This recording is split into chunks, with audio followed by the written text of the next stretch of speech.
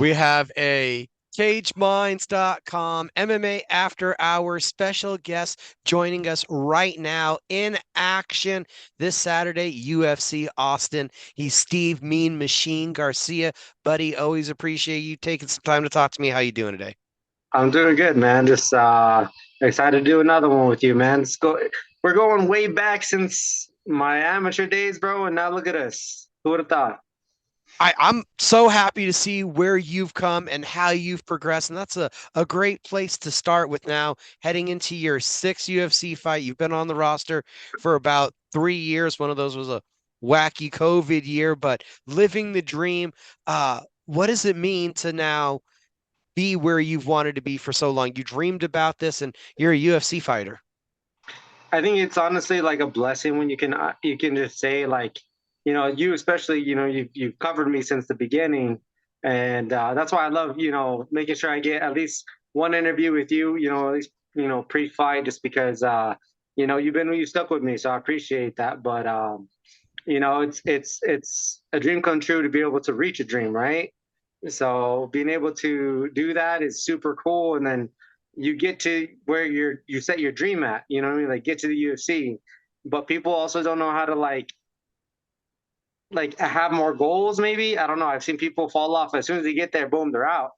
I'm like, no, man, we gotta win. We gotta keep going. So now we have more goals, and obviously the belt is always the goal, but it's always win your next fight. Make sure it's for me at least to win in spectacular fashion. Always going for finishes. I just don't really feel complete if I don't get a finish.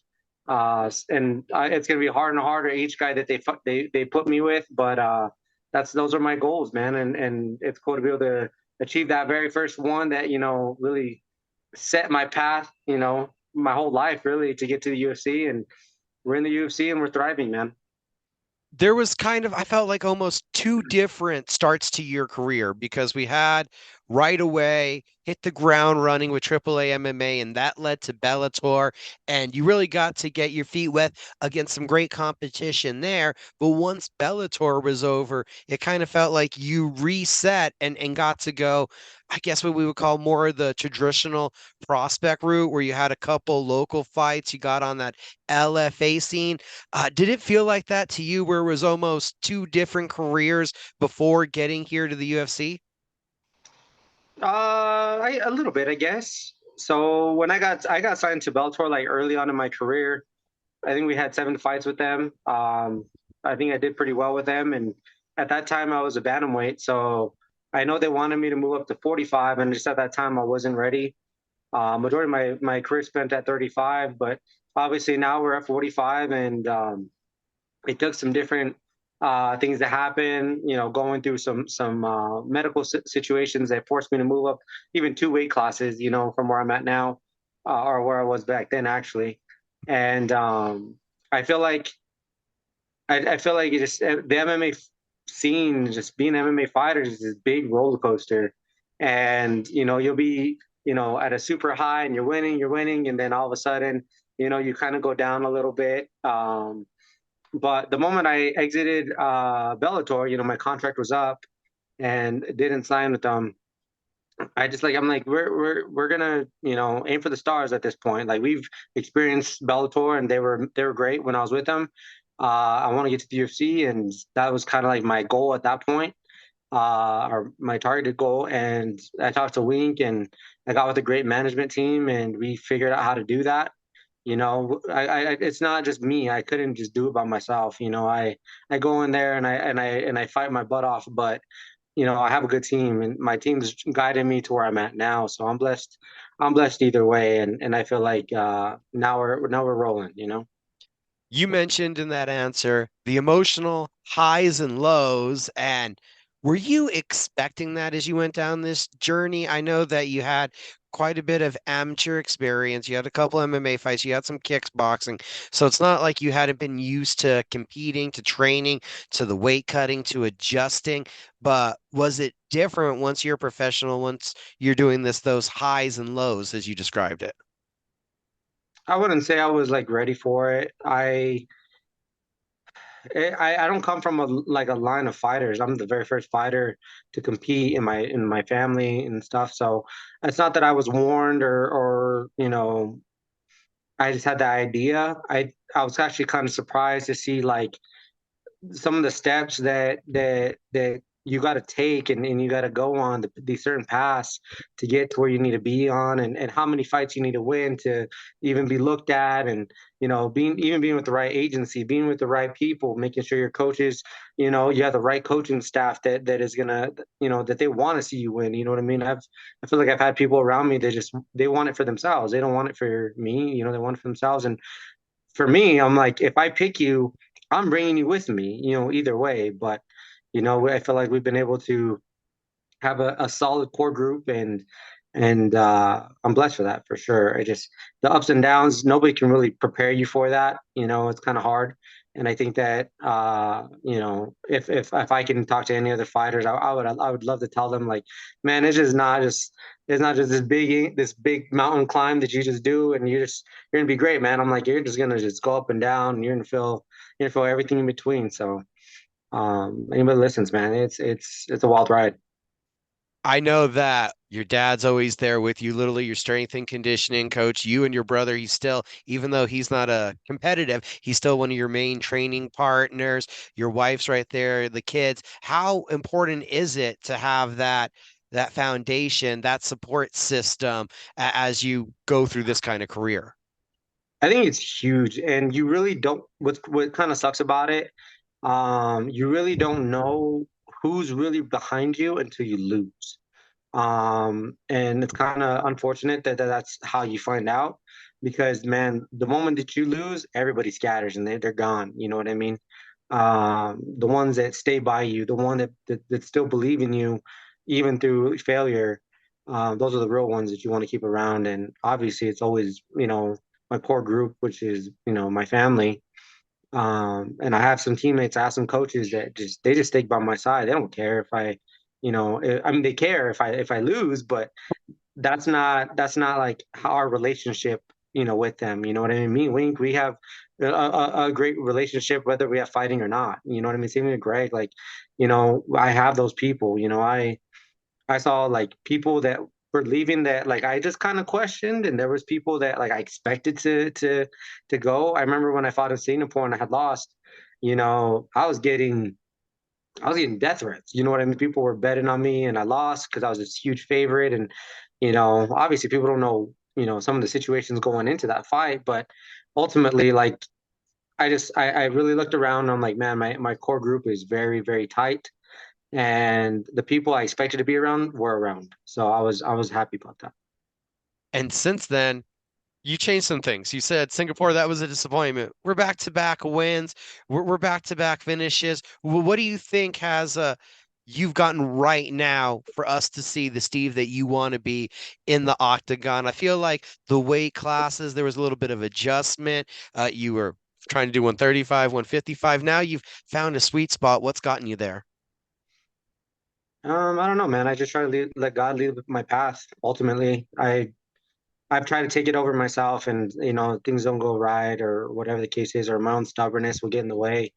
Um, but man, dude, I just at some point, like, you have a choice to believe in yourself or not. You know what I mean? And I feel like as a fighter, you can struggle with believing in yourself, but if you only have those two options, I pick believe in myself all the way. You know what I mean? Like, why not? Like, oh, I'm gonna go do this thing, but not believe in myself. Like, tell me what sense does that make? You know what I mean? So I feel like I kind of went for broke. You know what I mean? Especially after the Singapore fight, we went into Chase Hooper, and I was like, and I told my management, I was like, look, dude, like I know, they could have cut me right then and there if they really wanted to. I was like, give me another shot. And he's like, no, we got you another one, and I told him I wasn't gonna embarrass him. I was like, it's not only am I not gonna embarrass you, I was like, I'm gonna make you look good. And we went out there, got a first round finish and a 50K bonus at that. And then we went to Miami this past year and went in there and there's a little hiccup at the beginning, but we finished strong and got another win. Um, I don't know, man. I'm gonna fight tooth and nail, for my life in there. You know what I mean? for my family. This is how I make, a living now. A hiccup. It looked like you slipped on a banana peel against Nordembeck. When that Yeah. moment happens and you're on your back, how do you get that composure back and regain yourself to stay in the fight? Um, well, so Monday mornings we have this deal with Greg, and Greg has us do like these unorthodox training situations, and one of them is actually to prepare you to get rocked. So we spin our heads like crazy 50 times each side, and then we shadow box really hard, and we have to learn to breathe through it and learn to get through it. And it's supposed to simulate getting rocked, and your equilibrium's kind of just really really messed up, but can you still fight? Can you still hang in there? And I feel like that has a little bit to do with it. Obviously, you either have a chin or you don't. And the moment I hit the deck, you don't even register pain. There's no pain. It's just like, oh damn, like the room is kind of, wobbly, and there's another guy trying to, jump on you and punch you in the face. So the moment that like I can snap out of it, or just, there's a moment, it's almost like a split second where like you go from being on your feet to being on your butt. You know what I mean? And you're like, okay, well, what's the next thing? You just start reacting. Uh, and honestly, like I've been in positions like that before where you've had to come back from a big shot, and you're just trying to weather the storm a little bit, trying to regain your composure. And even if I'm on my back, like I'm still gonna create problems for you. So that's definitely like something that I felt like helped me in my last fight too. Just made it very uncomfortable for him. End of the first round in that fight, it looked like he overswung, overloaded up is what it was, and you were able to come just a lot cleaner down, and that's what started the downfall. Was that kind of what you saw, that he was trying to kill you basically with one punch? In the first round. Yeah, at the end of the first round, when you're able to really, it looked like hurt him towards the end of that frame. Well, so I got up, off the back probably within like the 3 minute mark or something like that, and we were on the cage. I was fighting off the cage or the cases, and then he hit me with a nice little like throw, end up on my back again, but I got up once more, and I feel like that kind of breaks you a little bit. I'm like, dude, like you can do it 10 more times. I'm gonna keep getting back up. You know what I mean? So I felt like once he knew that like that was gonna happen, he disengaged with me, and then like in my head, I'm like, yeah, it's my turn. Like, let's go, And I was just trying to like track him down. I hit him with like I think it was a body shot, and he just kind of smiled at me, and then I hit him with a nice like over the top, and his eyes changed. I'm like, bro, like you better wipe that smile off because you're still in a fight, and I'm the one throwing, so I feel like he automatically resorted to a shot, and he got in, but it didn't really matter because we were right there at the end. It was like the 10-second mark, and um, I gave him a little preview what was going to happen the next round, and second round, was able to really put some shots together and finish him. The smile. I gotta ask. I've never asked anybody, and I've been meaning to. It's one of those things I just always overlook. What do you think when your opponent smiles when you hit him with a shot? A lot of times you'll see some announcers be like, "Oh, he got him, he got him." That guy's smiling because he's like, "Ah, shit, you hit me." Or do you think it's a you didn't phase me? What do you think of the smile? It depends on the situation. If you can get me to smile, the best way I can explain it is like, I was like, you're kind of like touching my heart a little bit. Like now you're gonna see a little bit more heart from me. You know what I mean? It is not just all about focus at that point. It's just not all about just like my reads. It's not about that. Like now you're touching my heart. You know what I mean? Now we're gonna you might have messed up. More or less. Like this might be the dog that's coming out. When I'm seeing someone else smile at me, it's a little bit of an insecurity. Um, so it just depends, like, and there's moments, like I said, like, uh, everybody's different. Like, I'm not a huge smiler unless I'm like, all right, bro, this is gonna get crazy right now. Like, you just wait. That's how I feel when I smile. But like I said, I've seen other people smile. I've had people draw lines on me, like, like boxing, like the old school, like taunting, and I'm like, bro, like it doesn't matter right now. It doesn't matter right now. Like you can feed the fuel, or it's up to you. But It just they're all everybody has a little bit different, but a lot of times if they smile, they know it's a good one. You got hit with a good one. You know what I mean? Whether it's been the one that rocked them or not, or it's like a poker face, more than one likely that one shot, they're like, oh, okay, I felt it, Saturday night, Austin, Texas, on the UFC Fight Night prelims, taking on Melquez Costa. I hope I got that first name right. It has a whole lot of letters in it. I really love this fight. I think that he's good everywhere. You're good everywhere, and this is going to be exciting. What are your kind of some of your general thoughts about this matchup? I think you gotta put your finger on it. I feel like he's good everywhere, but the problem about him is that he's not great anywhere. I don't think there's anything that really, really stands out. He's probably a better striker than he is a grappler, I think. Um, he's southpaw. That is something that some people see as like a benefit. I don't know how many southpaws he's faced, but I think in my last couple of fights I faced like two of them at least.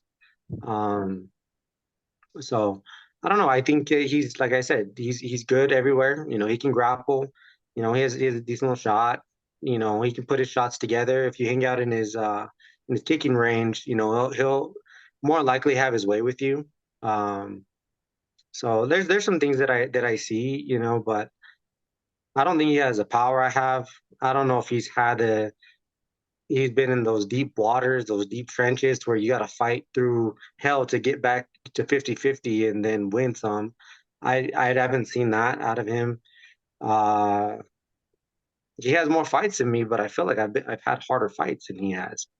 That was Uh, one thing that I looked at. I saw that he has more number. It's like 26 to your like 19, but with Bellator and with the guys you fought, I also find it's funny now, and I don't know if you've thought about this since he's joined the UFC. Uh, you beat Chepe Mariscal. We saw that here at 66, and he enters the UFC, and they're looking at him like he's a revelation. I'm like, no, he's been a good fighter ever since you beat him. I mean, he's a solid guy. yeah, So and then you that's the have, yeah.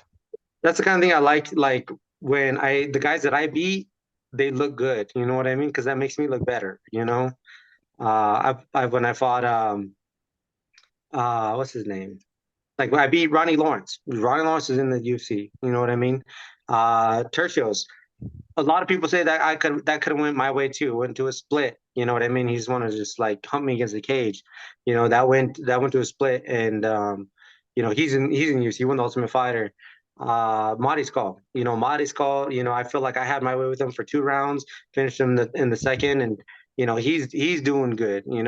So I like it when the guys that I beat are doing well too. You know what I mean? Because it makes me look good because I beat those guys already. So Exactly. So um, that talks to that quality of resume that you've already built up and how I think it's better than Costa's. I like to think so, man, but I don't, I don't want to get overconfident. You know what I mean? I'm very confident in myself and my abilities. Like I said, if I have a choice to believe in myself or not, I'm going to. And I don't think that, I don't know if he's on my level. I don't think he's on my level, to be honest. But we're gonna we get the opportunity. We get to find out, right? So, um, I'm looking forward to it, really. At the stage that you are in the game and trying to progress to that super ultra elite level, how do you and the coaches still find areas to nitpick and break down your game? Because again, you're somebody that's been doing this for well over a decade. And I'm figuring we know that the higher it gets, that's the more refined points, but I'm figuring it's harder to figure out than what those points are to make your game the full puzzle you want it to be. You gotta be honest with yourself, man. Like there's no point in lying to yourself in this sport. This sport is just like it'll make like an honest man out of you the moment you step in that cage and you get rocked. You know what I mean? Like you don't if you have a perfect fight every single time, then yeah, maybe you don't have to worry about it. But my all my fights, they're wild, man. Like I throw myself in some gunslinger, fights and whatever. So we've had to adjust, you know what I mean, certain things. I still go to the gym and I mean, I don't get me wrong, like I wrestle with a lot of like people that they wrestled in college and they're really good at those things and stuff. And I'm like, bro, like if I can't beat them, then obviously like I need to keep working at it. But the thing that I'm blessed about, where I feel like I thrive, is in the MMA part. You know what I mean? Like, yeah, you know, you might take me down, 8 or 9 times in a wrestling practice, but you can't take me down once in a sparring match. You know what I mean? It's a little different. I can punch you in the face and I can really manipulate, where your head goes or make it just annoying, make it kind of suck. You know what I mean? And I feel like I really thrive in those areas where those are the gray areas that people don't really do. You're either grappling or you're striking. I'm like, no, I'm like in the middle. I can strike while I'm grappling, or I can throw a little bit of grappling to set up my striking and incorporate strikes and different things in different ways. So that's what's cool about it being an art, because it really is an art. I can make it however I want to. um, and I feel like that's kind of where I excel. So now I'm still working on making sure my wrestlings are good. I might not be equivalent to a college wrestler, but I don't need to be. I'm blessed that I have the sport where I can get away with certain things. You know what I mean? But I still got to work on it. Doesn't say that, doesn't mean that I don't work on it. It just means that you know I have more stuff to improve in wrestling. I have more stuff to improve in grappling. I have more stuff to improve in striking. Every once in a while, you get tagged with a shot. Man, I didn't see that shot coming, or I need to react better, or whatever the case is. So how do I work on my reaction? Like, that's what's crazy about this sport, man, is that like there's so many ways to lose. So it goes both ways. There's so many ways to win, which means there's so many ways to lose. And um, if you think that you're just a perfect fighter, like, bro, like someone's gonna check you. I don't know who's gonna be, but someone's gonna check you. Whether it's a wrestler, whether it's a grappler, whether it's a striker. You know what I mean? It happens. It's the nature of our sport. Thanksgiving's already passed. You didn't get to join in the festivities of eating. Are we having a late Thanksgiving after the fight? Yeah, my dad moved his Thanksgiving dinner that we normally do for after the fight. So we went to my wife's side, and it's it's a little tough. You know what I mean? Like when you see everybody just throwing down on Thanksgiving, because that's what you do. But man, just winning this fight means way more to me than just throwing down on Thanksgiving. Last week I had, or last year I had a Thanksgiving, and I think the year before I did as well. So I'm blessed for that, and I get to have my Christmas. So, hopefully we'll get a bonus on this one, and have extra Christmas money, and be happy with that. But the first thing is to get the win, and bonuses will follow. If I get it, cool. I'm not focused on that. Focused on winning, and you really can't even get the bonus unless you win. You know what I mean? So, uh, Thanksgiving was a little tough, but Christmas is gonna look good. I figured Thanksgiving was a little bit easier for you. At least the Cowboys won in a blowout. Hey, bro, they look good. For those They of you look listening, we got a smile from Steve on that one. good. Cowboys fan here, brother. Cowboys fans here. So we're rocking and rolling, and now I get to go out and do my thing too next week. And that's an Austin, Texas UFC fight night. Steve Me Machine Garcia, as always, sir, I appreciate you. Thank you for the time. Thanks, Mike. I appreciate you, brother.